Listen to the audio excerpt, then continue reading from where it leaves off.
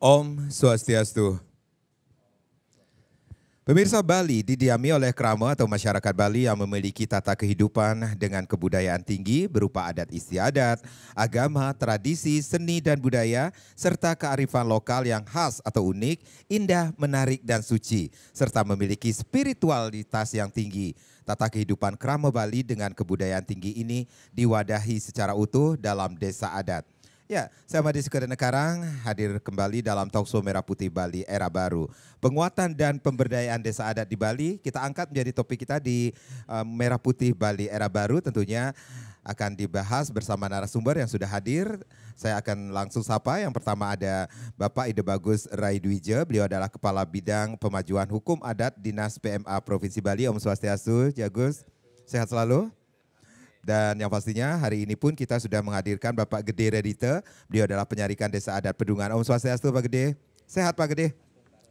Ya, baik, sehat sekali. Baik, kita akan berbincang-bincang mengenai penguatan dan pemberdayaan desa adat di Bali Niki sendiri. Saya ke Aji De Bagus Raidwija selaku Kepala Bidang Pemajuan Hukum Adat. Topiknya adalah penguatan pemberdayaan desa adat di Bali. Ada kata penguatan di sini. Kenapa desa adat di Bali ini harus dikuatkan, Niki? Ya, terima kasih Pak Karang. Tentunya Titiang apresiasi apa yang menjadi tema hari ini, yaitu penguatan, pemberdayaan, pemajuan desa adat itu sendiri. Sebelum masuk ke sana mungkin Titiang mau refleksikan kembali adanya desa adat di Bali. Itu tidak terlepas dari memori yang kolektif, gitu. Memori yang kolektif terkait dengan guru suci Empu Kuturan. Nah, Empu Kuturan di abad 9 sampai abad ke-11 bahwa beliaulah yang menyatukan pakse-pakse, ada 9 pakse di Bali atau sekte-sekte yang di Bali, menjadikan atau dipusikan ke Pura Samuan III gitu. Itu menjadi Trimurti gitu. Ada Brahma, Wisnu dan Iswara. Nah, di sini kalau direpresentasikan ke desa adat, bahwa di desa adat itu wenten kayangan 3 gitu. Kayangan 3 lah ini yang pada masa itu menguatkan desa adat itu sendiri dengan pura kayangan 3 ini. Gitu. Nah, dalam hal ini, gitu, dalam perkembangan sampai saat ini bahwa desa adat ini memang sudah ada berabad-abad. Nah, kenapa kita harus kuatkan kembali? Regulasi pemerintah Provinsi Bali gitu, untuk menguatkan desa adat ini sudah sudah mengalami 4 kali perubahan. Yang pertama tahun 86 ada peraturan Provinsi Bali tingkat 1 Bali pada saat itu terkait dengan kedudukan, fungsi dan peranan desa adat.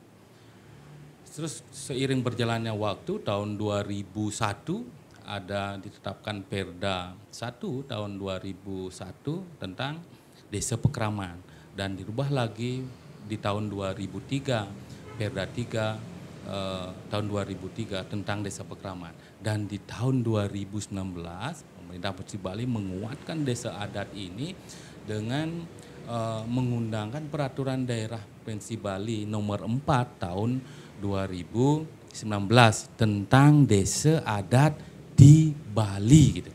Nah, inilah yang menjadi dasar hukum desa adat itu. Memang yang mengacu kepada Undang-Undang Dasar Konstitusi pasal 18B. Mungkin itu yang bisa kami ilustrasikan terlebih dahulu terkait dengan pemajuan atau penguatan desa adat ini. Selain juga dengan hadirnya Perda 4, ada visi pembangunan Bali, Nangun Sat Kerti Loko Bali, mulai pola pembangunan semesta berencana menuju Bali era baru, dan mengemban 22 misi, salah satunya itu adalah misi ke-12 yang memperkuat kedudukan tugas dan fungsi desa adat ini. Melaksanakan di bagian Pariangan, Pawongan dan Palemahan itu sendiri. Yeah. Nah inilah yang menjadi dasar hukum tonggak dari penguatan desa adat di Bali. Mungkin itu yang Pak Karang. Oke, Pak Bagus, berarti ada hal yang perlu kita ketahui tentang kedudukan, tugas, kewenangan desa adat, apalagi sejak dikeluarkannya Perda 4 tahun 2019 tentang desa adat di Bali Niki sendiri. Oke. Terkait dengan kedudukan, tugas dan fungsi dari desa adat sebenarnya sudah dijelaskan di dalam Perda 4 tahun 2019 ini. Dalam pengertian desa adat itu. Desa adat itu memiliki kedudukan yang jelas. Ada wilayah, wewidangan desa adat. Dan desa adat memiliki tugas. Desa adat jelas memiliki tugas yang dituangkan di dalam Perda 4 bahwa desa adat memiliki tugas untuk mewujudkan kesukretan gitu. Kesukretan desa adat di Bage Pariangan, Pawongan dan Palemahan gitu. Dan memiliki kewenangan-kewenangan. Desa adat ini memiliki kewenangan-kewenangan. Kalau bisa kita merepresentasikan kembali atau merefleksikan kembali bahwa di tahun 1927 ada peneliti asing, ada peneliti barat yang bernama Liefring meneliti desa adat itu bahwa desa adat itu memiliki otonom, desa adat itu merdeka. Dan penelitian dari Liefring ini dikuatkan oleh penelitian Korm yang juga bahwa desa adat itu memiliki kemerdekaan. Desa adat itu bisa mengatur rumah tangganya sendiri. Nah, dari hal ini itu jelas di dalam Perda 4 desa adat itu memiliki kewenangan.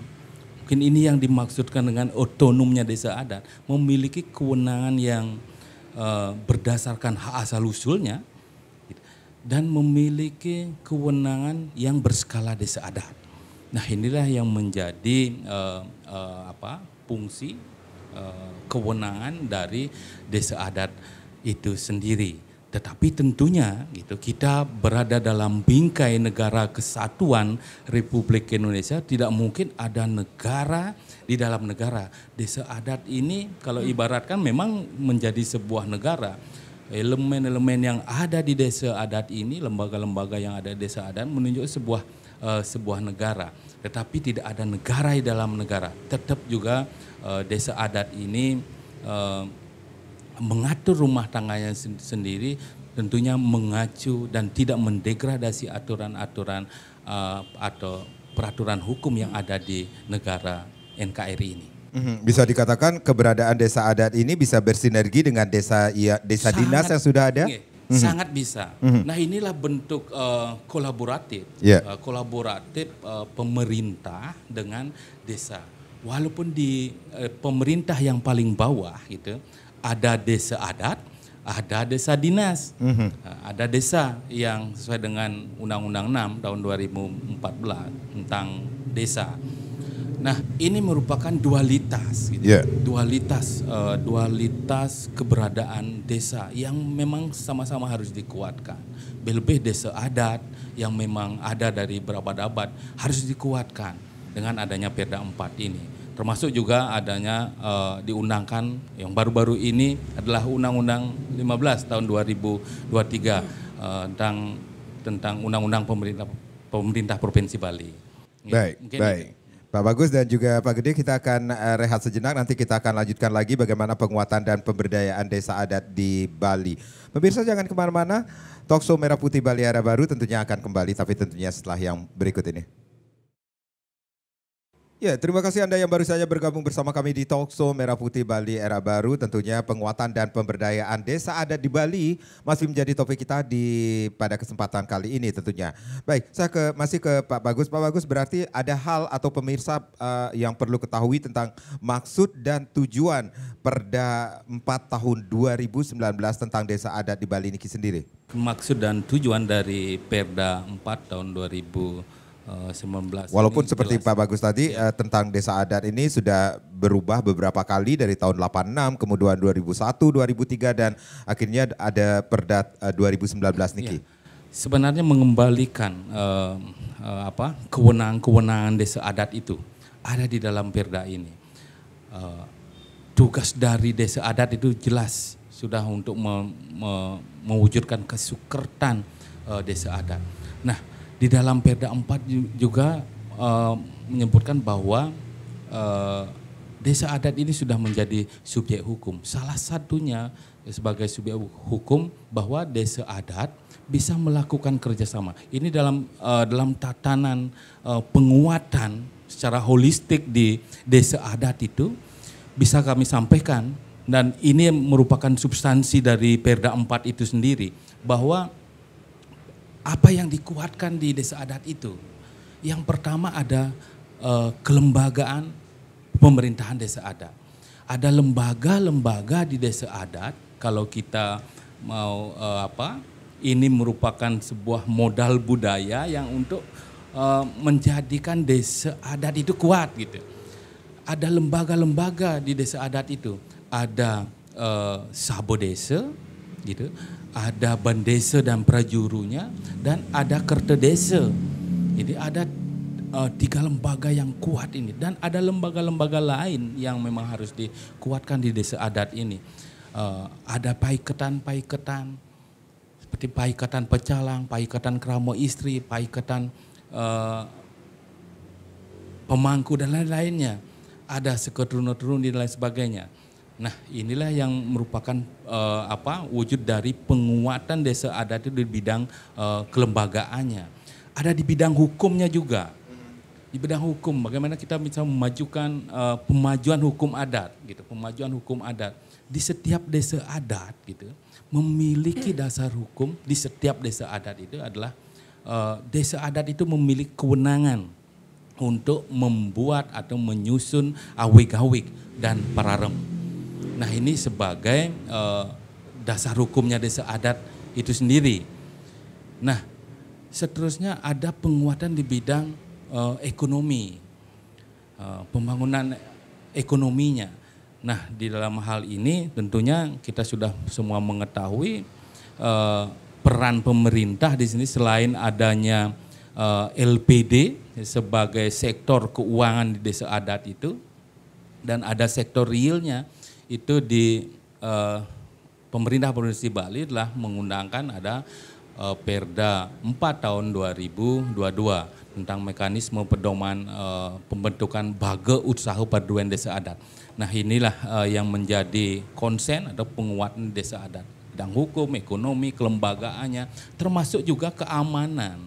Keamanan di desa adat sudah dikuatkan dengan sistem.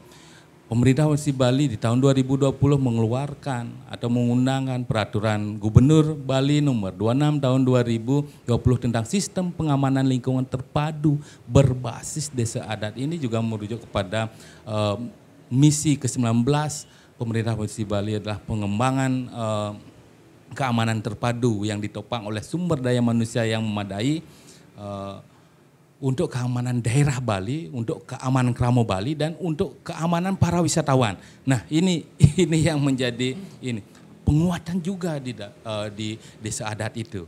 Itu sudah dikeluarkan peran dari pemerintah, kolaboratif dari pemerintah dengan masyarakat adat itu sebenarnya sudah jalan gitu. Nah, selain itu juga ada peningkatan kapasitas SDM. Gitu. Itu salah satu menjadi penguatan dan pemberdayaan desa adat. Itu. Baik.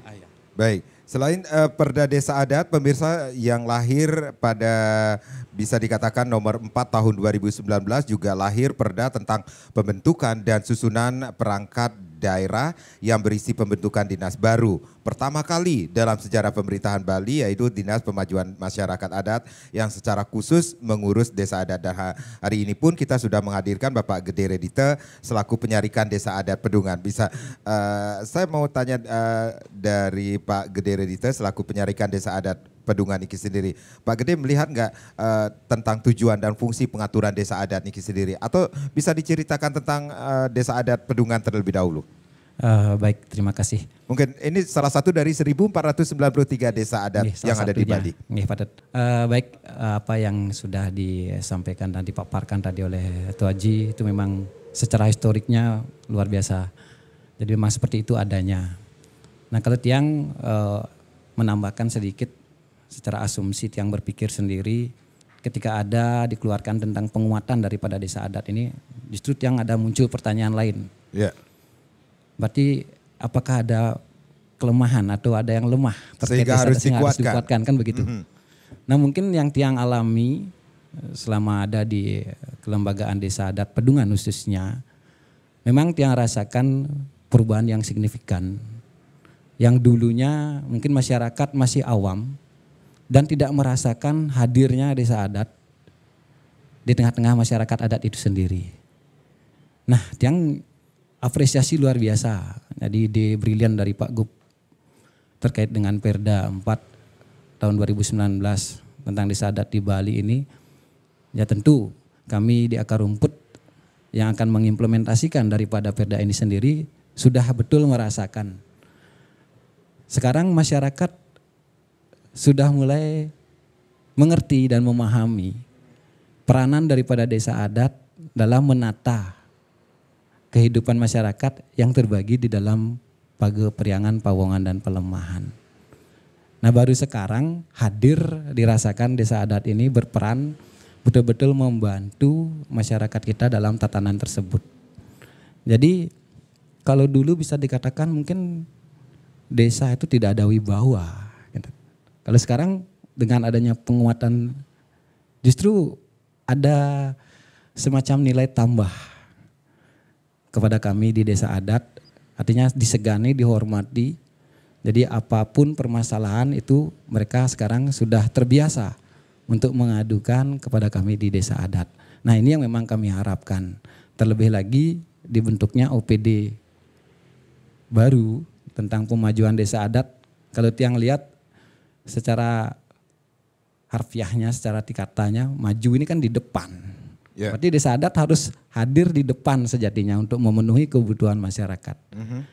Baik itu di Periangan, Pawongan maupun Pelemahan. Nah ini sudah kita mulai lakukan dan masyarakat sudah betul-betul merasakan dampak daripada implementasi Perda 4 2019 tentang penguatan desa adat itu sendiri. Ya, dampak apa yang masyarakat dapatkan ketika khususnya di desa adat Pedungan ini sendiri? Kalau di Pedungan jujur saja terkait dengan apa yang sudah kita lakukan selama ini sesuai dengan apa yang diarahkan oleh PMA terkait penyusunan daripada program-program di desa adat kita mulai lakukan secara transparansi dengan melibatkan tetua, Sabo, Kerte dan Manggala. Itu kita ajak menyusun program yang terbagi di dalam Periangan, Pawongan dan Pelemahan sehingga tidak ada indikasi kecurigaan lagi terhadap kelembagaan, terhadap penggunaan dana-dana yang ada di desa adat. Yang tentu program-program ini kita tuangkan dalam pelaksanaan yang membantu masyarakat mungkin secara tidak langsung dirasakan seharusnya. Misalkan di Periangan ada Puja Wali Kayangan 3, kemudian penataan pecaruan dan lain sebagainya ini kita tuangkan dan kita sampaikan secara transparansi dalam penyusunan perencanaan anggaran desa adat. Baik, bisa dikatakan ini Perda tentang desa adat ini merupakan pengaturan yang komprehensif tentang terkait tata kelola desa adat yang meliputi tata kelola pemerintahan desa adat, kemudian tata kelola kelembagaan adat, kelola desa tradisi, seni budaya, kearifan lokal, kemudian perekonomian adat, bahkan termasuk juga tata kelola keuangan desa adat. Ya, termasuk saja. Di desa Pedungan. Pastinya.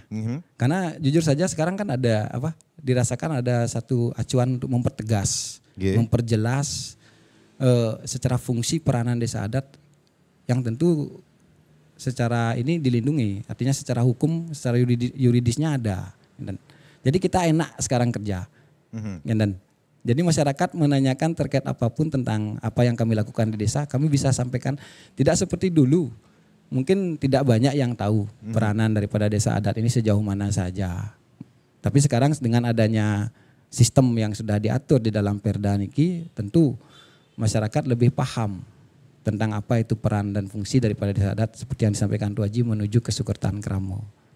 Jadi apa-apa yang berhubungan dengan desa adat itu bisa langsung masyarakat bisa curhat, bisa dikatakan pastinya, demikian. karena di struktur desa adat diatur dari Perda itu kan masuk di dalam struktur prajurit itu adalah klien adat. Jadi secara tidak langsung keterwakilan masyarakat sudah ada. Ketika masyarakat mengeluhkan atau menyampaikan aspirasi terkait apa yang memang harus dilakukan desa adat, itu secara langsung kita disampaikan di kelembagaan.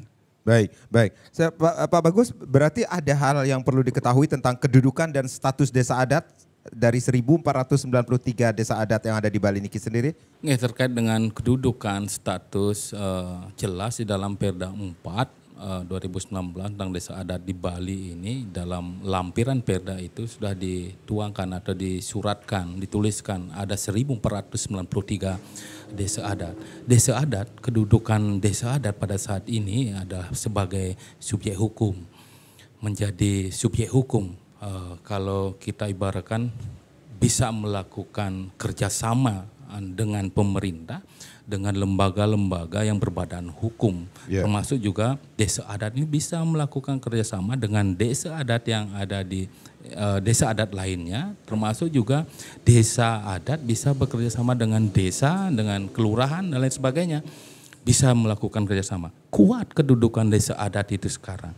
Nah, dengan adanya keperjuruan yang ada di desa adat, apa yang kami sudah sampaikan, penguatan di kelembagaan desa adat itu sendiri, termasuk juga penguat di bidang ekonominya, jelas kuat kedudukan, regulasi-regulasi kebijakan pemerintah Provinsi Bali, di dalamnya itu ada peran desa adat, ada peran desa adat yang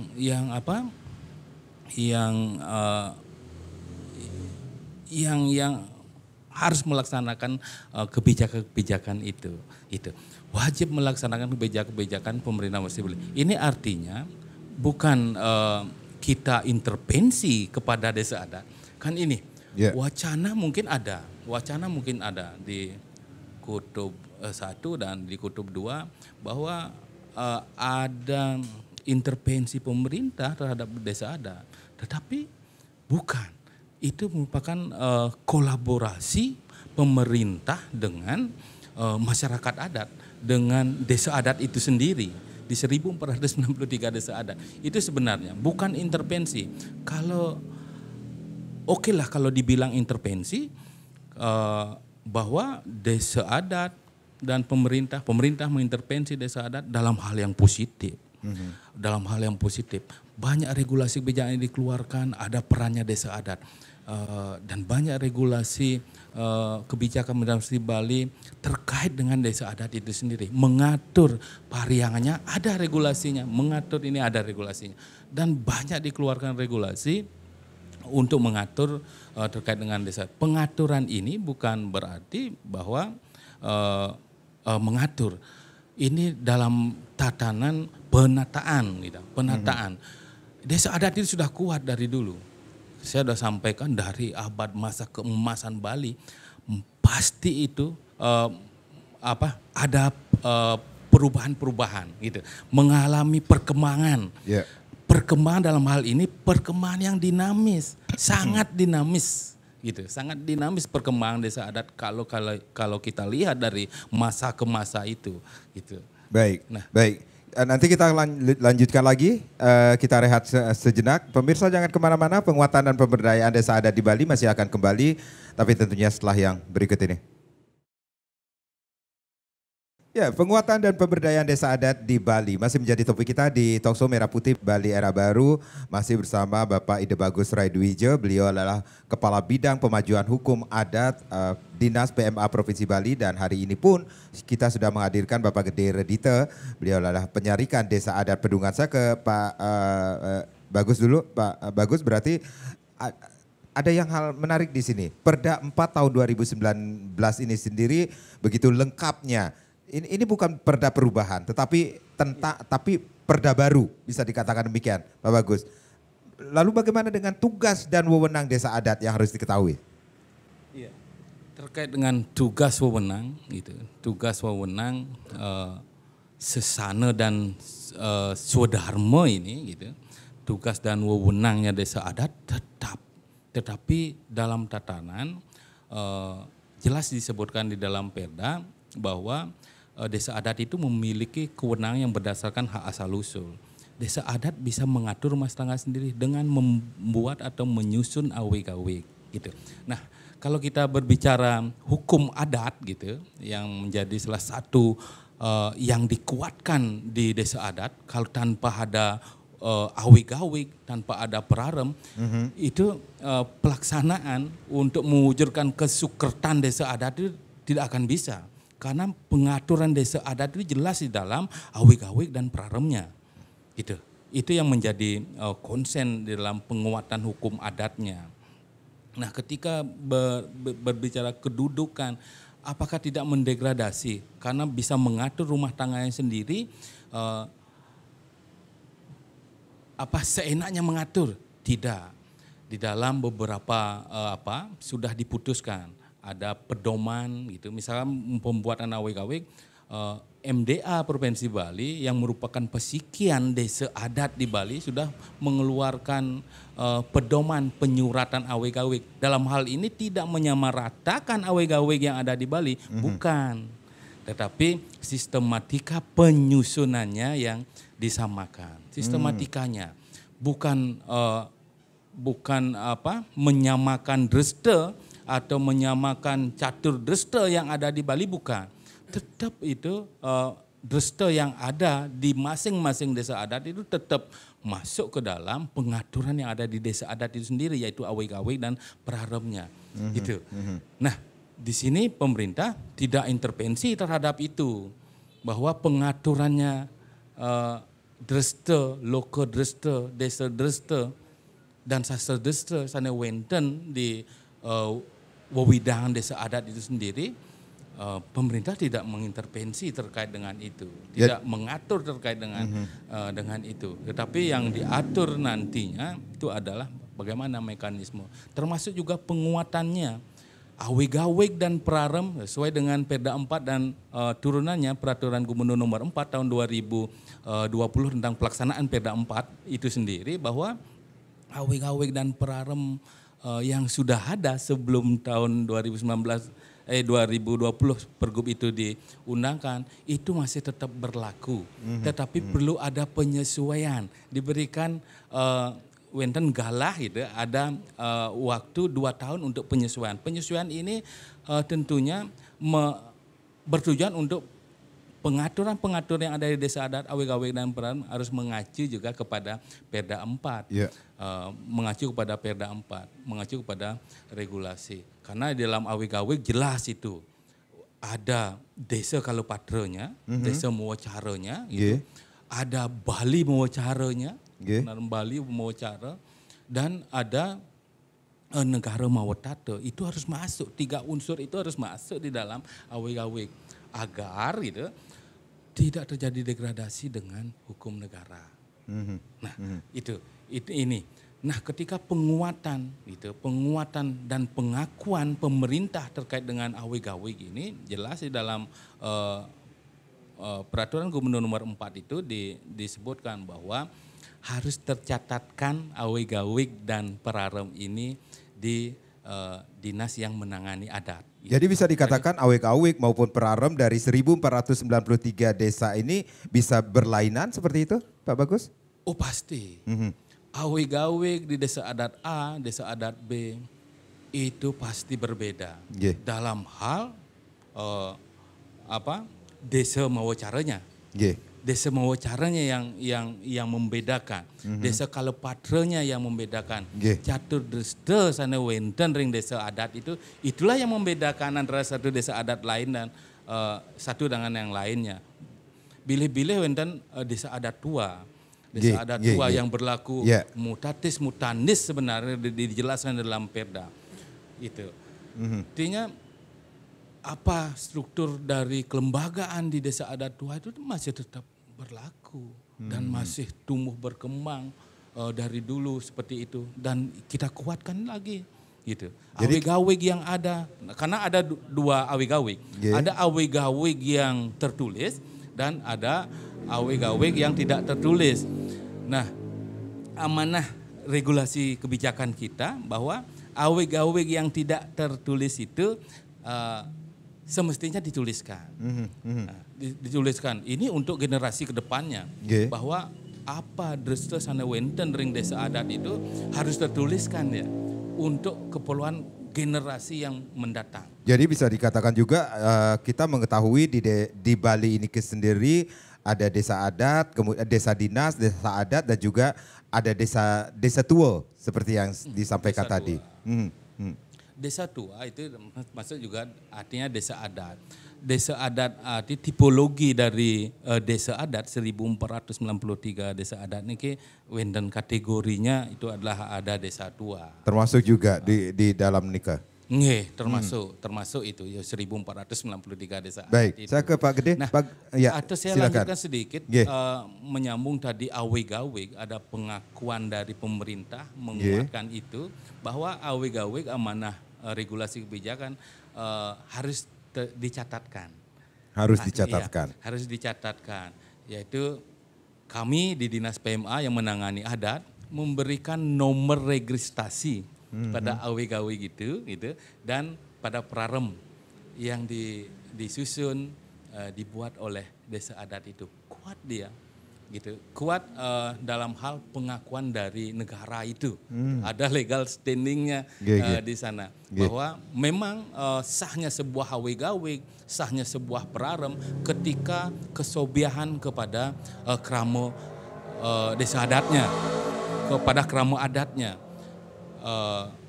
Yang sampun disahkan seperti itu di kesobiahan ke kramo desa adat itu menjadi sahlah sebuah awig-awig, dan untuk mendapatkan pengakuannya kita catatkan di Dinas PMA. Ada nomor registrasi terkait dengan AWK. Itu sudah diatur di dalam. Jadi termasuk juga ketika desa adat yang lainnya mengeluarkan prarem baru harus didaftarkan ke Dinas PMA dulu? Iya, betul.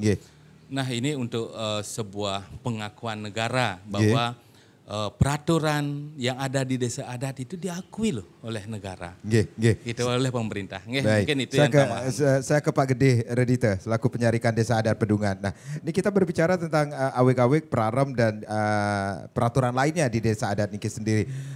Kita mengetahui ini sebelum 2019 tentunya sudah ada awik-awik, prarem. Bagaimana dengan desa adat Pedungan sendiri dengan 2000 Perda 4 tahun 2019 ini semakin dikuatkankah atau ada prarem baru lagi yang harus diikuti oleh masyarakat desa adat? Terima kasih atas pertanyaannya terkait dengan awik dan prarem. Nah, awik ini sejatinya kan memang sudah ada sebelum, dari dulu. Ini merupakan semaya kramo, jadi janji masyarakat adat dulu yang dituangkan dalam bentuk awig-awig, dan itu memang dalam prosesnya sakral bisa dikatakan karena lewat pasupati dan lain sebagainya. Nah, tentu yang nama janji harus ditepati kan begitu, harus dilaksanakan. Misalnya ada kramo yang tidak menepati, apa sanksi? Ini kan menyesuaikan secara awig ini sejatinya sudah diatur terkait dengan yang tidak menepati akan masuk ke dalam kategori wicara nanti. Wicara desa. Nah, seiring dengan perubahan yang kekal, tentu perubahan yang lebih baik yang kita harapkan terkait dengan awig-awig ini, dia menyesuaikan. Sehingga ada prarem penyacah sebagai pelaksana, ada pada awig-awig itu sendiri, ada juga prarem pengeli yang memang menyesuaikan dengan aturan-aturan baru yang harus kita buat dengan situasi dan kondisi pada saat itu. Nah, Pedungan sendiri setelah 2019 ini luar biasa sejatinya apa yang dilakukan oleh pemerintah.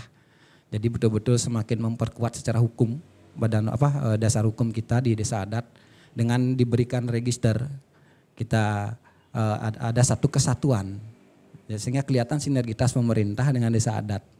Kalau saya tidak memandang itu sebagai intervensi sejatinya. Ini wajar saja karena pemikiran orang kan beragam, bisa dipandang sebagai intervensi. Kalau kita sih tidak. Tetap niatan daripada pemerintah pasti baik, ingin memperkuat, apalagi bahasanya memperkuat. Tentu kita sekarang sudah rasakan Satu sisi dasar hukum kita sekarang di legalitas. Diberikan register seperti yang disampaikan oleh Tuaji tadi. Jadi kuat, nyambung ketika kami mengimplementasikan daripada AWIG ini sudah sepengetahuan sejatinya oleh pemerintah sendiri. Jadi tidak akan ada permasalahan. Jadi apapun yang dilakukan oleh pemerintah terkait penguatan ini sejatinya untuk menekan permasalahan-permasalahan di desa adat yang selama ini mungkin belum diatur, mungkin belum diketahui. Banyak sejatinya permasalahan yang mungkin kalau dibawa ke hukum positif akan banyak bertentangan. Jadi syukur ada penguatan-penguatan yang dilakukan oleh pemerintah melalui Perda nomor 4 2019 niki. Selama ini lancar-lancar saja? Astungkare. Apalagi sudah dikuatkan lagi dengan Perda 4 jujur saja, ini. Ini kan proses begitu Perda, kita sosialisasikan dulu ini. Nah, ya kita sampaikan kepada Manggala untuk diteruskan kepada masyarakat. Jadi tujuan baiknya yang kita sampaikan. Jadi bahasanya penguatan pasti untuk dikuatkan desa adat ini. Khususnya di Pedungan ini sendiri, bagaimana respon masyarakat? Apakah begitu disosialisasikan Perda 4 tahun 2019 niki sendiri? Ya tentu saja namanya proses. Ya ini berproses merubah paradigma masyarakat dalam berpikir. Yang tadinya mungkin tidak tahu, sekarang sudah mulai mengetahui, perlahan akhirnya paham bahwa desa adat hadir seperti yang sampaikan tadi untuk membantu, menata, mengatur dan memenuhi apa yang memang diinginkan oleh masyarakat adat kita. Jadi ada regulasinya sekarang untuk memperjelas bahwa apa yang dilakukan desa adat ini tidak semena-mena, tidak sewenang-wenang, tapi ada dasar hukumnya. Gitu. Jadi jelas dan masyarakat sudah merasakan itu. Sudah khususnya merasakan. Di Pedungan, khususnya di Pedungan ini sendiri yang ya. bicara ya di Pedungan. Ya, ini salah satu dari 1493 ya Tuaji ya, tentang 1493 desa adat yang ada di Bali ini sendiri. Berarti Pedungan sendiri perlu proses juga untuk mengetahui bahwa ini loh sudah ada Perda 4 tahun 2019 yang mengatur tentang desa adat di Bali ini sendiri. Betul.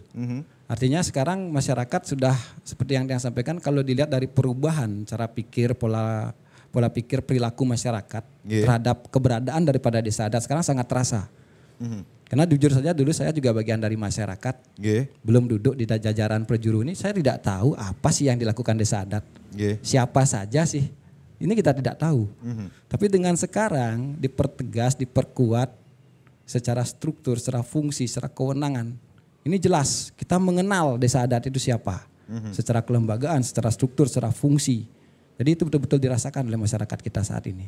Ada perubahan di struktur masyarakat desa adat ini sendiri. Nah, di kelembagaan adat sendiri, kita mengetahui ini banyak sekali ada paiketan, contohlah paiketan Krama Istri, desa adat, Pakis, Bali, kemudian paiketan Pecalang, paiketan Yowane. Bagaimana dengan di desa adat? Desa adat Pedungan ini sudah menjadi marwah daripada Perda nomor 4 yang harus kami implementasikan, yang harus kami laksanakan. Begitu Perda ini keluar secara struktur, kebetulan Tiang 2016 baru menjabat sebagai penyarikan desa, itu tugas pertama memang yang melengkapi secara struktur. Jadi struktur yang dituangkan di dalam Perda ini terkait dengan paiketan pemangku, paiketan werde, paiketan yowane, paiketan istri, ini sudah terbentuk termasuk sabe, kerte dan prejuru desa. Dengan tupoksinya sudah kita bentuk semua secara struktur yang memang sudah dituangkan, diatur di dalam Perda nomor 4 2019. Jadi Pedungan sudah ada strukturnya semua. Baik, Pedungan sudah ada. Strukturnya sudah ada semua? Sudah. Wow, ini luar biasa sekali. Ini bisa desa adat yang belum memiliki kelembagaan yang lengkap bisa belajar ke Pedungan ini kayaknya. Mungkin kalau di Denpasar sudah semua. Hampir semua di Bali nih. Karena kita kan setiap 3 bulan.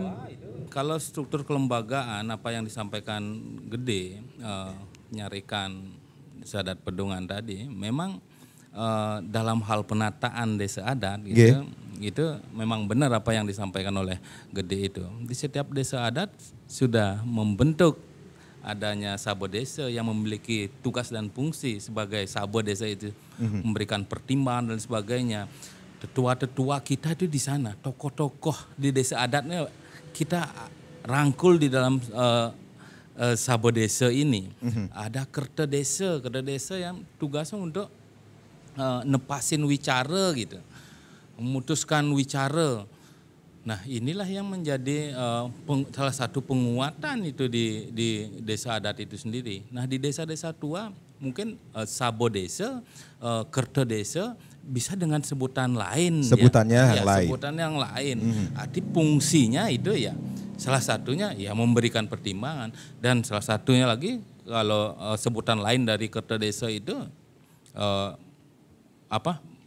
berfungsi sebagai nepasin wicara itu kan. Itu sebenarnya. Kalau paiketan kramo istri sebenarnya paiketan kramo istri sampun wenten. Artinya kramo istri sana wenten ring widang desa adat itu gitu, menjadi ke kramo istri wenten perkumpulan saking dumu. Sekarang dipertegas kembali. Diperkuat lagi. Memperkuat kembali menjadi paiketan kramo istri. Ini kan sangat luar biasa. Gitu. Sangat luar biasa. Artinya tertatalah dia, krama istri kan tertata. Wenten pasikian pecalang, tertatalah pecalang. Napi swadharmane pecalang niki, sesanane pecalang napi tertata dia dengan paiketan di setiap tingkatan. Ada paiketannya di kecamatan, ada paiketannya di kabupaten, begitu juga pada paiketannya di provinsi. Ini kan sangat struktur sekali, bagus sekali. Baik. Seperti yang saya sampaikan tadi, ini Perda 4 tahun 2019 ini sangat lengkap sekali itu Ajing ya. Sangat lengkap. Baik. Kalau kita melihat substansi dari Perda 4 itu sangat lengkap sekali dan mengembalikan desa adat itu ke jati mula sebenarnya. Baik. Tidak menyamakan desa adat satu dengan yang lainnya gitu. Baik, kita rehat kembali, nanti kita akan lanjutkan lagi. Pemirsa jangan kemana-mana, penguatan dan pemberdayaan desa adat di Bali akan kembali sesaat lagi. Ya, bagaimana penguatan dan pemberdayaan desa adat di Bali masih menjadi topik kita di Talkshow Merah Putih Bali Era Baru, masih bersama Bapak Ida Bagus Raidwija. Beliau adalah Kepala Bidang Pemajuan Hukum Adat Dinas PMA Provinsi Bali, dan ada Bapak Gede Redite, Penyarikan Desa Adat Pedungan di Kingge. Pak Bagus, di sini ada kata pemberdayaan desa adat di Bali ini sendiri. Nah, bagaimana dengan pemberdayaan desa adat Bali di desa adat khususnya Niki sendiri? Bagaimana dengan hubungannya dengan pembangunan desa adat dan pembangunan kawasan pedesaan desa adat Niki sendiri? Ini juga menjadi concern juga di Perda Nika? Iya, terkait dengan pemberdayaan desa adat, seperti apa yang Titiang sampaikan dari awal bahwa ada elemen-elemen yang harus dikuatkan di desa adat itu, yaitu menjadi bagian dari pemberdayaan desa adat itu sendiri. Baik itu di bidang ekonomi, jelas di dalam regulasi sudah menyebutkan bahwa penguatan di sektor keuangannya, itu ada sektor keuangan dan realnya, baga usaha perluan desa adat. Kalau ini bisa diberdayakan gitu, desa adat itu akan menjadi lebih kuat, menjadi lebih maju gitu.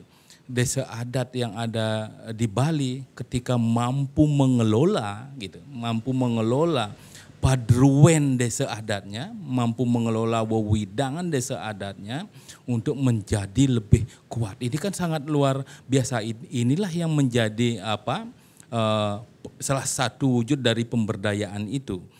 Selain dari itu, saya sudah sampaikan tadi dalam penguatannya ada penguatan SDM. Di sini SDM yang dimaksud dan penguatan dari keperjuruan desa adat itu, SDM dan bisa melakukan kerjasama. Ini salah satu wujud juga dari pemberdayaan desa adat itu sendiri. Desa adat bisa kok bekerja sama dengan lembaga yang berbadan hukum. Misalkan gitu, ini kan perlu kita sebagai mengilustrasikan apa yang terjadi di desa adat pada saat ini, apa yang muncul di media pada saat ini. Ketika desa adat ingin memberdayakan wewidangan desa adatnya itu dengan memanfaatkan adanya kramo tamiu dan tamiu ini. Salah satunya kan yang menjadi yang pernah mencuat sering di media, wah ada dudukan kepada kramo tamiu dan tamiu. Dudukan. Ada dudukan ini ke pungutan seperti itu kah? Pungutan. Nah, inilah yang menjadi pro dan kontra juga. Pro dan kontra. Tetapi kita sudah memiliki regulasi terkait dengan itu. Dengan kewenangan desa adat yang memiliki kewenangan berdasarkan hak asal usul, berkewenangan yang berskala desa adat itu, boleh desa adat itu nudukin atau mungut kepada kramo tamiu dan tamiu. Di dalam regulasi kita di Pergub 34 tahun 2019 tentang tata kelola keuangan desa adat itu disebutkan di sana ada nomenklatur dudukan. Dudukan itu adalah kontribusi wajib kramo tamiu dan tamiu kepada desa adat itu. Dan peraturan gubernur ini juga sudah mengalami perubahan menjadi peraturan gubernur nomor 55 tahun 2022. Itu tentang tata kelola keuangan desa adat. Jelas diatur di sana terkait dengan dudukan itu. Ada pendapatan lain-lain yang sah yang diterima oleh desa adat itu. Salah satunya bersumber dari dudukan, yang bersumber dari dana punil, yang bersumber dari hasil kerjasama. Nah inilah yang sudah dikuatkan oleh regulasi dan sudah ditindaklanjuti ini oleh Paiketan Desa Adat Sarangsami melalui MDA Pesamuan Agungnya sudah menetapkan wenten pedoman kasukertan kramo di wewidangan desa adat.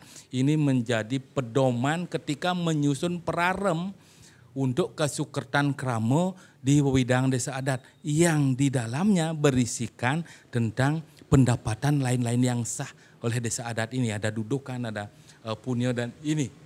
Kita sudah atur itu semua. Kalau ini bisa berjalan, diterapkan oleh desa adat semua, sangat luar biasa. Nah, sangat luar biasa. Ini yang menjadi pertanyaan, lalu bagaimana dengan pembinaan dan pengawasan dari Dinas PMA sendiri? Nah, terkait dengan pembinaan pengawasan, salah satu ini akan terkait dengan regulasi yang ada di desa adat.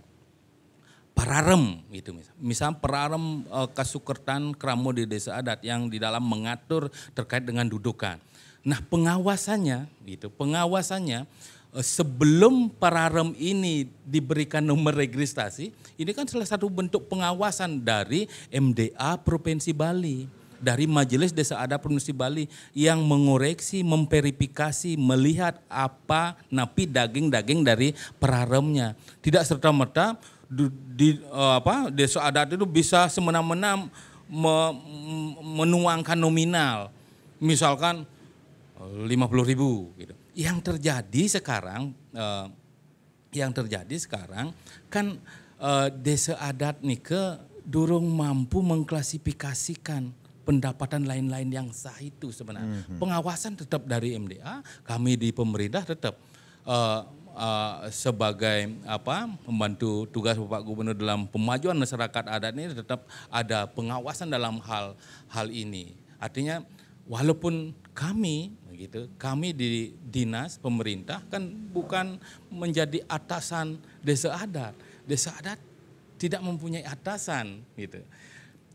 Kami dalam bentuk kolaborasi kolaboratif yaitu pengawasannya dalam memberikan nomor registrasi di dalam pelaksanaan peraremnya gitu. Baik. Itu sebenarnya pengawasan. Iya, seperti yang kita ketahui komitmen dan kepedulian Gubernur Bali Bapak Wayan Koster terhadap penguatan desa adat di Bali bukan hanya sebatas wacana tetapi bahkan ada alokasi anggaran untuk itu. Ya, betul sekali.